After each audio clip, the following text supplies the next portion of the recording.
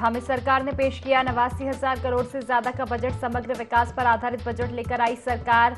Antyodaya card धारकों को साल में 3 गैस सिलेंडर के लिए 54 करोड़ के बजट का प्रावधान।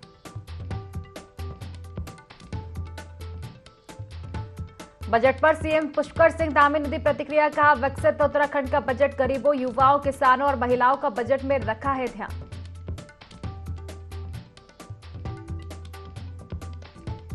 बीजेपी चुनाव प्रबंध समिति की हुई बैठक। लोकसभा चुनाव के प्रत्याशियों के नामों पर हुई चर्चा। पर्यवेक्षकों की रिपोर्ट के आधार पर केंद्रीय नेतृत्व को पैनल के 7 नाम भेजे।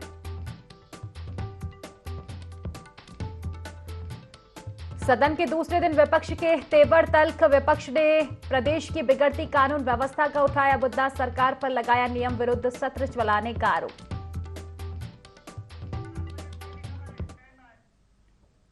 नमस्कार, IND 24 देख रहे हैं आप और मैं हूं आपके साथ खुशी व्यास। चले रुक कर लेते हैं खास खबर की ओर, जहां उत्तराखंड विधानसभा सत्र के दूसरे दिन धामी सरकार ने सदन में पटल पर वित्तीय वर्ष 2024-25 के लिए बजट पेश किया।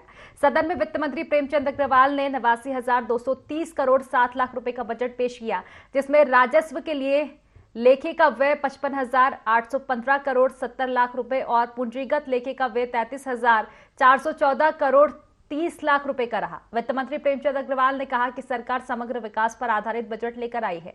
सरकार का बजट सशक्त उत्तराखंड पर केंद्रित है। प्रदेश सरकार 2025 तक उत्तराखंड को देश के सबसे अग्रणी राज्यों में शामिल करने का लक्ष्य लेकर आगे बढ़ रही है।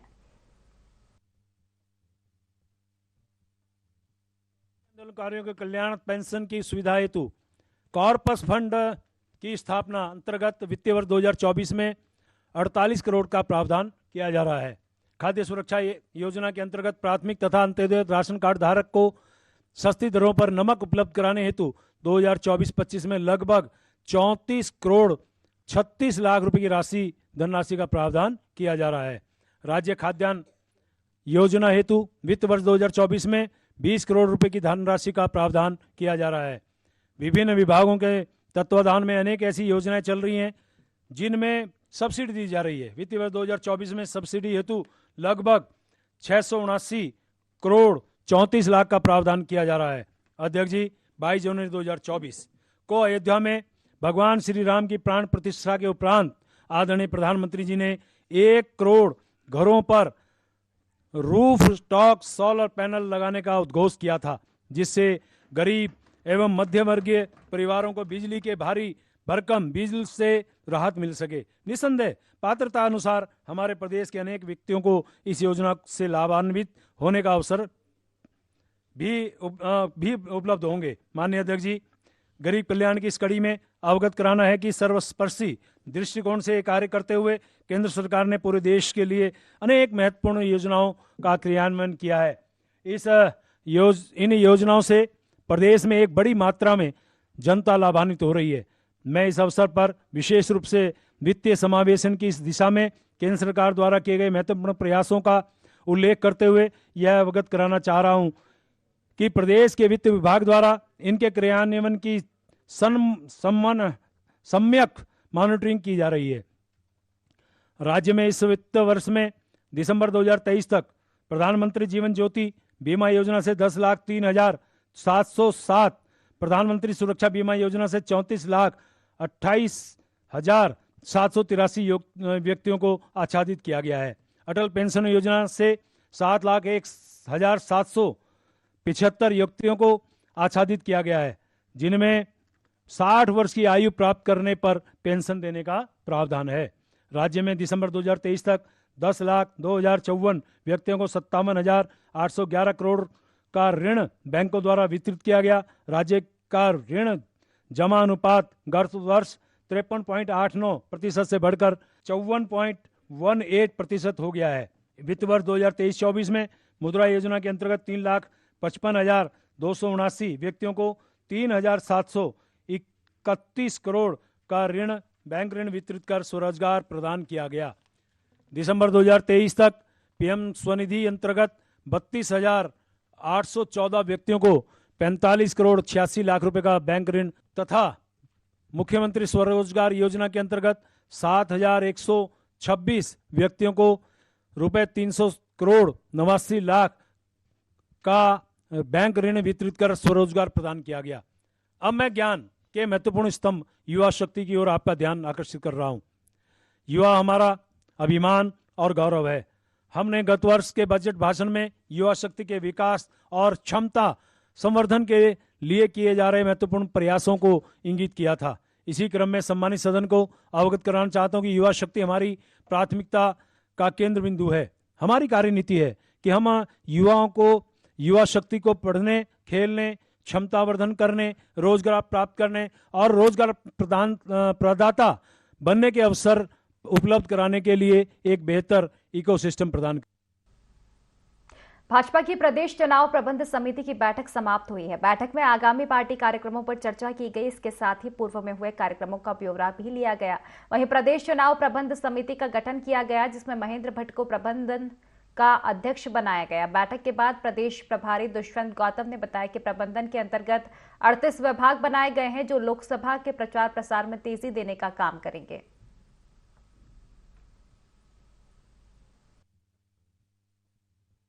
स्तर पर एक प्रबंधन कमेटी बनाई गई है, जिसके अध्यक्ष हमारे प्रदेश अध्यक्ष रहेंगे और संयोजक हमारे नरेश बंसल जी होंगे और तीनों महामंत्री सह संयोजक रहेंगे उसमें। और उसमें सभी 38 विभाग बनते हैं। सभी विभागों के प्रमुख बनाए गए हैं, उनको योजनाबद्ध तरीके से बताया गया क्या उनको करना है। हमारा लोकसभा में भी बन चुका है, कार्यालय खुल चुके हैं, प्रबंधन कमेटी वहाँ की भी बन गई है और विधानसभा के भी कोर ग्रुप बन चुके हैं। उसको गति देने के लिए आज की बैठक रखी गई है। भारतीय जनता पार्टी योजना और रणनीति बनाकर काम करती है प्रारंभ से ही। उसी के अंतर्गत चुनाव प्रबंधन समिति हर चुनाव में बनती है, अब भी बनी है, जिसमें लगभग हमारे 35-36 विभाग हैं, जिसमें सभी कार्यकर्ताओं को 100 से ऊपर कार्यकर्ताओं को जिम्मेदारी मिली है प्रदेश स्तर पर। इसी प्रकार की समितियां हर लोकसभा स्तर पर, विधानसभा स्तर पर बन करके अपने काम को अंतिम छोर तक लेकर जाते हैं और उसको पूरा करते हैं। ये टीम है जिसके आधार पर चुनाव हम लड़ने की रणनीति बनाते हैं। उसी पर आज प्रारंभिक बैठक। खबर लक्सर से है, जहां हाई स्कूल और इंटरमीडिएट की बोर्ड परीक्षा एक पाली में 10 से 1 बजे के बीच प्रारंभ हुई। बोर्ड परीक्षा के लिए हरिद्वार जिले में 118 परीक्षा केंद्र बनाए गए, जिसमें जिले भर के 45,000 से ज्यादा विद्यार्थी परीक्षा देकर अपने भाग्य का फैसला करेंगे। परीक्षा केंद्रों से परीक्षा देकर लौट रहे छात्र छात्राओं ने बताया कि हिंदी का प्रथम प्रश्न पत्र था, जो तैयारी के अनुरूप आया है, जबकि पेपर में 2.5 घंटे का समय था। पेपर इतना हल्का था कि 1 घंटे में ही हल हो गया।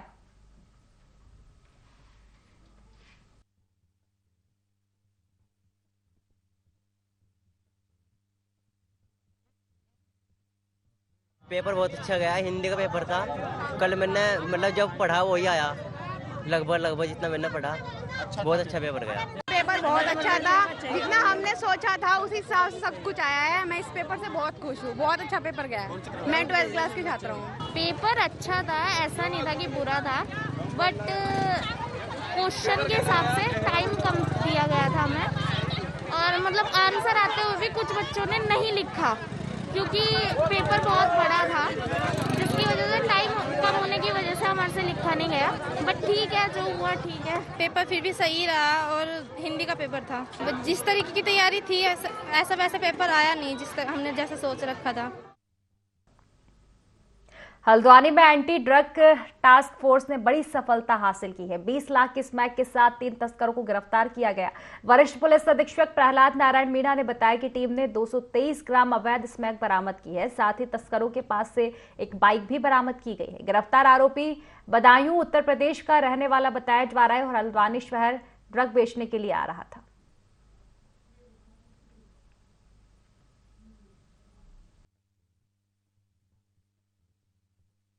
मुख्यमंत्री जी का एक ड्रग फ्री देवभूमि का अभियान चल रहा है। उसी के क्रम में हमारी जो टीम है वो समय समय पर ऐसे नशा तस्कर जो है उनके खिलाफ कार्रवाई करती रहती है।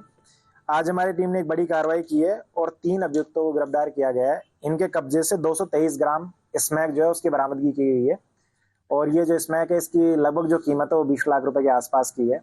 इसमें जो 3 अभियुक्त हैं उनमें से 2 अभियुक्त यूपी के रहने वाले हैं, 1 अभियुक्त रुद्रपुर का रहने वाला है।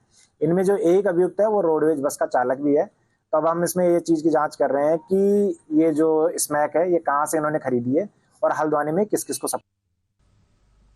तो पहाड़ी जिलों में एक बार फिर से मौसम का मिजाज बदलने से बारिश और बर्फबारी का दौर शुरू हो चुका है। मौसम विभाग द्वारा पहाड़ों में बारिश और बर्फबारी का पूर्वानुमान सीमांत क्षेत्र जोशीमठ में सटीक साबित हुआ है। आपको बता दें कि चमोली जनपद के जोशीमठ क्षेत्र के निचले इलाकों में सुबह से रुक रुक कर लगातार बारिश की बौछारें हो रही है। वहीं ऊपरी इलाकों में एक बार फिर जमकर बर्फबारी हो रही है। बहुत एंजॉय किए हैं, पहली बार आए हैं आज, अब पहली बार ओली आए हैं, इतना आनंद आया पूछो मत। हमने जैसे शौक में आ गए जिंदगी में पहली बार एंजॉय किया होगा ना, दिल बाग बाग हो गया जी, बिल्कुल मन विभोर हो गई एकदम, आनंद की अनुभूति की प्राप्ति हो गई जी। आज बहुत ही अच्छा महसूस हो रहा है, पहली बार लाइव बर्फ देख के। पिछले हफ्ते से काफ़ी अच्छी बर्फबारी यहाँ पे चल रही है और कंटिन्यू जो हमारे कोर्सेज हैं और टूरिस्ट जो इंक्वायरी कर रहे हैं वो लगातार अभी देख रहे हैं हम कि एक हफ्ते से यहाँ पे टूरिस्ट काफ़ी बढ़ गया और आने वाले अगर ऐसे ही बर्फ़ पड़ती रही तो आने वाले टाइम में यहाँ पे गेम्स भी हो सकते हैं। विंटर डेस्टिनेशन औली में लगातार यहाँ पे छठवीं बार जो है हिमपात आपको देखने को मिल रहा है। सुबह से ही रोड जबकि कंपार्टमेंट से ऊपर बंद थी तो लगातार पर्यटक पैदल ही जो है हिमक्रीड़ा स्थली औली का दीदार करने के लिए पहुंच रहे। आप ठीक मेरे पीछे देख रहे हैं international Nanda Devi skiing slope जो है लगभग 3 से 4 इंच बर्फ इसमें अभी जम चुकी है और लगातार पर्यटक जो है जीएमबीएन की जो औली में चेयर लिफ्ट है उसका जो है लुत्फ उठा रहे हैं और बाहर जो बर्फ चल रही है, बर्फबारी चल रही है ताजा, उसमें जो है बर्फबारी का लुत्फ उठा रहे हैं। औली से संजय कुमार। खबरों में आगे बढ़ेंगे, जहां पूर्व नेता प्रतिपक्ष और चक्राता विधायक प्रीतम सिंह ने सदन में नियम 310 में कानून व्यवस्था का मुद्दा उठाया। उन्होंने सदन की कार्यवाही रोककर चर्चा कराए जाने की मांग की। हालांकि नियम 58 के तहत इस पर चर्चा हुई। वहीं पत्रकारों से बातचीत में प्रीतम सिंह ने सरकार पर मनमाने तरीके से सदन को चलाने का आरोप लगाया। उन्होंने कहा कि सरकार विपक्ष के सवालों से बचने के लिए सदन को जल्दबाजी में चला रही है।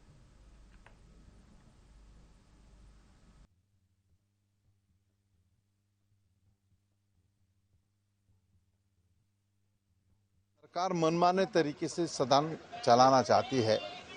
कल जो है राज्यपाल का अभिभाषण हुआ, हम समझते हैं कि सरकार उस पर 2 दिन चर्चा कराएगी और तत्पश्चात जो है बजट जो है ले करेगी। लेकिन सरकार जल्दबाजी में है क्योंकि प्रदेश के जो ज्वलंत मुद्दे हैं उसका जवाब देने में सरकार पूरी तरीके से अक्षम साबित है। इसलिए एन के एन प्रकरण जो है सत्र को जो है जल्दी जो है समाप्त करना चाहती है।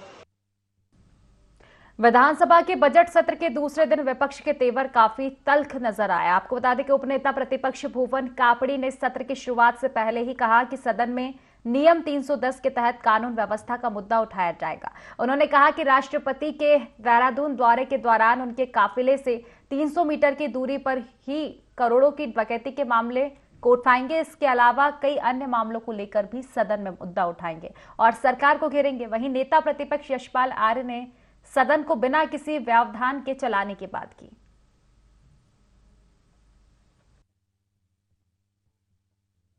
हम लोग उसको ला रहे हैं जो प्रदेश का बदहाल हाल है उसके लिए कि महामहिम राष्ट्रपति देहरादून में होते हैं और उनके काफिले से 300 मीटर दूर डकैती हो जाती है।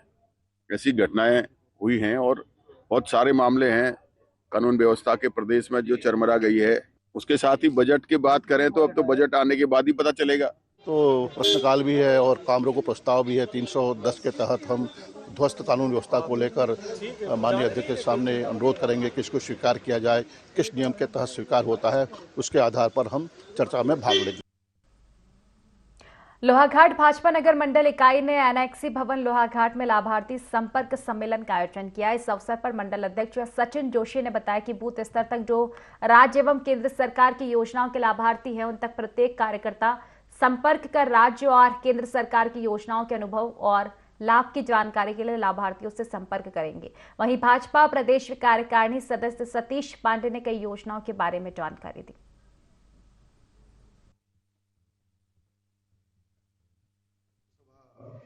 स्तर पर जो लोहाघाट नगर मंडल की लाभार्थी जो सम्मेलन हुआ है, आज निश्चित रूप से जो बूथ स्तर तक हमारे जो राज्य सरकार और केंद्र सरकार के द्वारा लाभार्थियों जो लाभ दिया गया है सरकार की विभिन्न योजनाओं का, उन योजनाओं की जानकारी और किस तरह का उन योजनाओं का अनुभव रहा है लाभार्थियों का, उसके बारे में गांव-गांव तक यह लाभार्थियों तक हमारे कार्यकर्ताओं को पहुंचना है। इसी निमित्त आज लोहाघाट नगर मंडल के अंतर्गत आज एनेक्सी भवन लोहाघाट में हमारे बूथ स्तर से लेकर मंडल के पदाधिकारियों की आज इस सम्मेलन में कार्यशाला का आयोजन किया गया है और समस्त कार्यकर्ताओं का आह्वान किया गया है कि प्रत्येक बूथ स्तर पर जाकर लाभार्थियों से संपर्क कर लाभार्थियों के अनुभव को साझा करें। थराली तहसील के उपजिलाधिकारी अबरार अहमद ने विभिन्न विभागों के विभाग अध्यक्षों की बैठक ली, जिसमें उपजिलाधिकारी ने अधिकारियों और कर्मचारियों को लोकसभा चुनाव की तैयारी पूरी करने के साथ ही चुनाव में आम आदमी की सहभागिता अधिक से अधिक हो, इसके लिए जागरूकता अभियान चलाने के निर्देश दिए। साथ ही पिछली आपदा में प्रभावित क्षेत्रों सड़कों को दुरुस्त करने के निर्देश भी दिए गए। उपजिलाधिकारी थराली ने मानसून से पहले थराली सूना मोटरमार्ग और डूंगरी रतगांव मोटरमार्ग पर ग्रामीणों की आवाजाही के लिए वैली ब्रिज लगाने के निर्देश लोक निर्माण विभाग को दिए।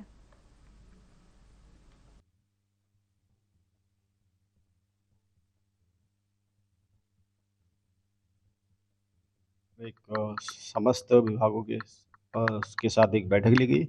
इसमें जो है आपदा पूर्व तैयारियों, जो हमारे जो मानसून सत्र होता है उससे पहले की तैयारी के बारे में और उनसे वार्ता की गई और साथ ही साथ जो आने वाले लोकसभा चुनाव हैं उनकी तैयारी के बारे में समीक्षा बैठक की गई। मतदान प्रतिशत बढ़ाने के लिए हम लोग काफ़ी तैयारी कर रहे हैं। स्वीप के द्वारा भी हम लोगों को प्रोत्साहित कर रहे हैं कि मतदान करें और इसके साथ साथ हम जो है वीडियो लेवल पर भी कुछ जिम्मेदारी सौंपने जा रहे हैं ताकि हमारा मतदान प्रतिशत बढ़े।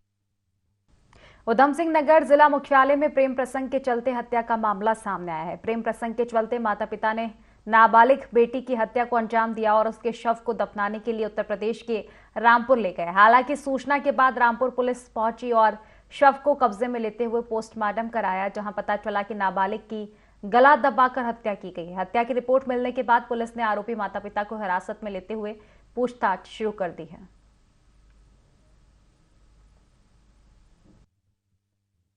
23-24 की रात की घटना है, जिसमें ये हमें सूचना प्राप्त हुई थी 24 को कि माता पिता द्वारा अपनी नाबालिग बेटी की हत्या कर दी गई है।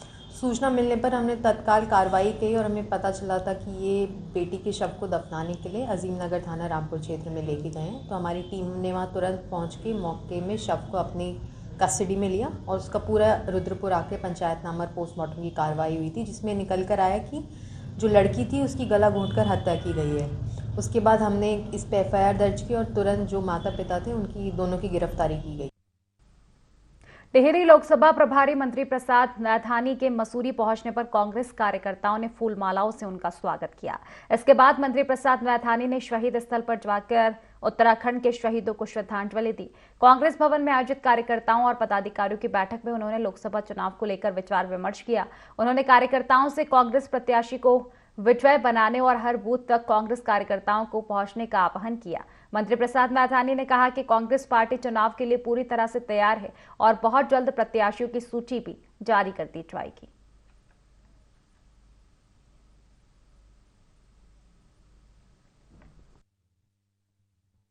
नजदीक है, जिसको लेकर कांग्रेस भी अब पूरी ताकत के साथ जनता से जुड़कर और कार्यकर्ताओं से जुड़कर अपना संदेश जन जन तक पहुंचाने का काम करेगी। इसी उपलक्ष्य में लोकसभा प्रभारी जो हमारे हैं मंत्री प्रसाद नैथानी जी, उनके द्वारा मसूरी विधानसभा का आज कार्यकर्ता सम्मेलन किया जा रहा है, जिसमें हमारे मसूरी विधानसभा में 5 ब्लॉक अध्यक्ष हैं, जिसमें मैं भी सम्मिलित हूँ। उनके द्वारा उनके कार्यकर्ताओं को यहाँ पर आज बूथ अध्यक्ष और बूथ तक पहुँचना और बूथ लेवल पे हमें कैसे काम करना है उस सब चीज़ें के बारे में दिशा निर्देश दिया जाएगा और इन्हीं सब को लेकर आज कार्यकर्ता सम्मेलन यहाँ पर किया जा रहा है। पार्टी में कई लोगों ने आवेदन किए हैं और आवेदन करने की प्रक्रिया में मैंने भी जो है पार्टी पे अपना दावा पेश किया और अब पार्टी हाईकमान को देखना है कि सभी पहलुओं पर देखते हुए वो अगर हमको अवसर देती है लोकसभा टिहरी से चुनाव लड़ने का, तो निश्चित तौर पर हम कोशिश करेंगे कि टिहरी लोकसभा के अंतर्गत जो आज तक नहीं कई विकास के कामों में बहुत अवरुद्धता आई हुई है, किसी भी लेवल पर कोई बहुत बड़े काम नहीं हो पाए हैं। सिर्फ कांग्रेस के ज़माने में जो काम हुए थे वही आज दिखाई दे रहे हैं, वरना नया कोई काम हमको नहीं दिखाई दिया। उत्तराखंड में नहीं बल्कि अखिल भारतीय स्तर पर लोकसभा चुनाव के लिए पूर्ण रूप से तैयारी के साथ खड़ी है। हम बैठक इस वजह से ले रहे हैं कि पार्लियामेंट के चुनाव में जो हमारे पार्लियामेंट टिहरी में जो 2,500 के करीब पोलिंग बूथ हैं, उन पोलिंग बूथों को मजबूती के साथ सब लोग उन्होंने उसका गठन कर दिया है पोलिंग बूथ कमेटियों का, और जो हमारे जितने भी वरिष्ठ साथी हैं वो सब लोग जो हैं एकजुट होकर के पार्लियामेंट के चुनाव को कैंपेन करने के लिए तैयार हैं। स्क्रीनिंग कमेटी की बैठक भी हो चुकी है और निकट भविष्य में जल्दी ही जो है वो हमारे बीच में कांग्रेस का प्रत्याशी।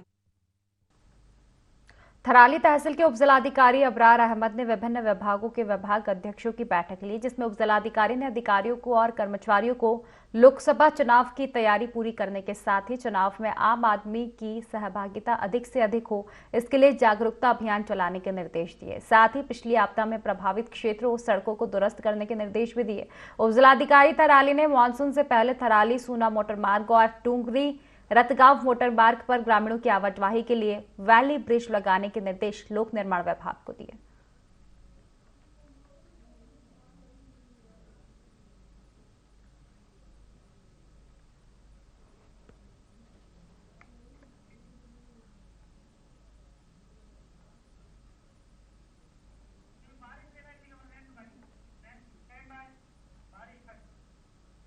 तो मौसम विभाग की भविष्यवाणी एक बार फिर से सच साबित हुई है। लोहाघाट और चंपावत में सुबह से ही झमाझम बारिश शुरू हो चुकी है। इस कारण एक बार फिर से क्षेत्र में कड़ाके की ठंड पड़ने लगी है। इसके चलते क्षेत्र में बर्फबारी के आसार बनते हुए नजर आ रहे हैं। वहीं लोगों ने बारिश को आलू और अन्य फसलों के लिए लाभदायक बताया है। लोगों ने कहा कि अगर अच्छी बर्फबारी हो जाए तो इसका फायदा फसलों के साथ साथ जल स्रोतों को रिचार्ज होने में भी मिलेगा। वहीं सुबह से बारिश और ठंड पड़ने से लोग घरों से कम ही बाहर निकल रहे हैं। इस कारण बाजारों में सन्नाटा पसरा हुआ है। लोग ठंड से बचने के लिए जगह जगह अलाव तापते हुए नजर आ रहे हैं। वहीं बारिश से किसानों के चेहरे भी खिल गए हैं।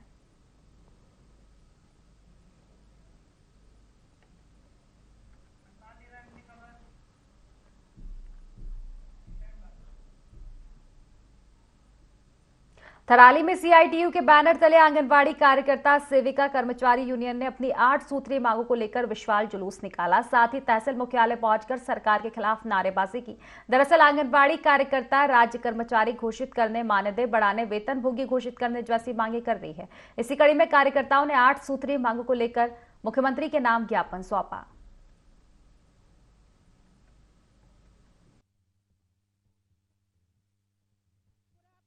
देशव्यापी हड़ताल में जा रहे हैं। आंगनबाड़ियों का कार्यकर्तियों का शोषण हो रहा है। इसमें आंगनबाड़ी कार्यकर्तियां विभिन्न विभागों से आज पल्स पोलियो, ग्राम विकास बीएलओ हो, चाहे कोई भी कार्य किया जा रहा है। ना हमें मानदेय, केवल न्यूनतम मानदेय हमारा 9,263 रुपये है। इसमें क्या हमारा 9,263 रुपये में हमारा जीवन यापन हो जाएगा? सबसे पहली मांग यह है कि हमें राज्य कर्मचारी घोषित किया जाए, और जब तक राज्य कर्मचारी घोषित नहीं किया जाए तब तक न्यूनतम वेतनमान 26,000 किया जाए, और जो मिनी केंद्र है उन्हें पूर्ण केंद्र का दर्जा दिया जाए, और सुपरवाइजरों में 100% की भर्ती जो है आंगनबाड़ी से ही ली जाए। इसके साथ साथ जो है अन्य विभागों का कार्य जैसे बीएलओ सारे सर्वे हमारे पास थोपे जाते हैं, और इनका कार्य बिल्कुल न दिया जाए। यदि दिया जाए तो उसके बदले हमें मानदेय दिया जाए। सेविका कर्मचारी यूनियन संबद्ध सीआईटीयू की राज्य इकाई ने 5 अक्टूबर को देहरादून में सरकार को ज्ञापन दिया, 17 अक्टूबर को भी ज्ञापन दिया। उसके बाद 5 फरवरी 2023 को विधानसभा पर बड़ा प्रदर्शन हुआ, और अभी 16। तो फिलहाल की खास खबरों में बस इतना ही। आप बने रहिए IND24 के साथ। नमस्कार।